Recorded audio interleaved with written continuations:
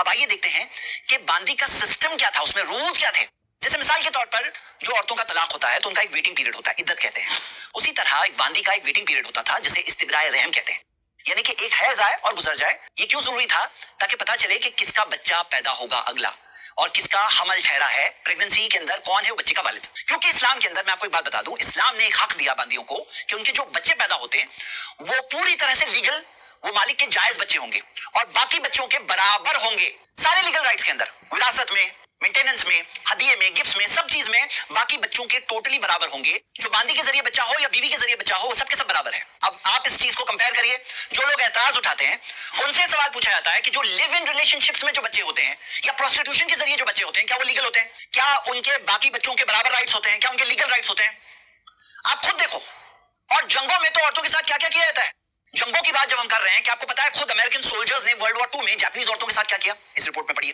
Vietnam وار میں کیا کیا، عراق کے وار میں کیا کیا، اور آج اگر آپ دیکھو گے یوکرین کے اندر رشین سولجرز کیا کر رہے ہیں. اسلام نے باندی کے اوپر ظلم کرنے منع کیا. اگر کوئی مالک اپنی باندی کو مارے، تھپڑ مارے، تو پینلٹی کیا آپ دیکھ چکے ہیں حدیث. اس کی پینلٹی ہے کہ باندی کو آزادی ملے گی اور اس باندی کی پرائیویسی کا ارینجمنٹ ہوگا. جس طرح سے بیوی کے تعلق سے رول ہے کہ جو خود کھاتے ہو وہ کھلاؤ، جو خود پہنتے ہو وہ پہناؤ، اسی طرح باندی کے تعلق سے بھی یہی رول ہے. اور آپ حدیث دیکھ چکے ہیں. جیسے بیوی کے ساتھ ریلیشن شپ میں کوئی ٹائم لمٹ نہیں ہوتی، وہ لائف پارٹنر ہوتی بیوی، اسی طرح باندی کے ساتھ بھی کوئی ٹائم لمٹ نہیں ہے. وہ باندی ضرور ہے لیکن پاک دامنی کے ساتھ، چیسٹی کے ساتھ اپنی زندگی گزار سکتی ہے. وہ اگر زنا کرے، اڈلٹری کرے تو اس کے لیے سزا ہے.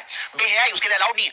بعض لوگ کچھ ضعیف اور موضوع حدیثیں یا حدیثوں کو آؤٹ آف کانٹیکسٹ بتا کر کے ایسا الزام لگانے کی کوشش کرتے ہیں. جو بھی اسلام کے پاکیزگی کے نظام کو، چیسٹی کے نظام کو، اسلام کے اندر جو حیا ہے، جو اسلام کے اندر اپنے آپ کو کور رکھنا سکھایا گیا ہے، حجاب سکھایا گیا ہے، جو یہ رولز کو جانتا ہے، تو وہ تو آسانی سے سمجھ سکتا ہے کہ اسلام کے اندر ایسی چیز کی کوئی گنجائش نہیں ہے. اگر باندی کو بچہ ہو جائے تو اسے الولد کا سٹیٹس مل جاتا ہے. الولد کا رول کیا ہے کہ اگر مالک نے آزاد نہیں بھی کیا تو مالک کے انتقال پر باندی آٹومیٹکلی آزاد ہو جائے گی، اور جیتے جی اس مالک کو اجازت نہیں ہے کہ وہ باندی کو بیچے یا کسی اور کو اس کا مالک بنائے. اب سوچو کہ کوئی مالک کو اگر باندی کے ساتھ ریلیشن شپ ختم کرنا ہے تو کیا طریقہ ہے؟ تو اگر وہ الولد ہے تو اسے آزاد کرنا ہوگا، کوئی اور طریقہ نہیں ہے.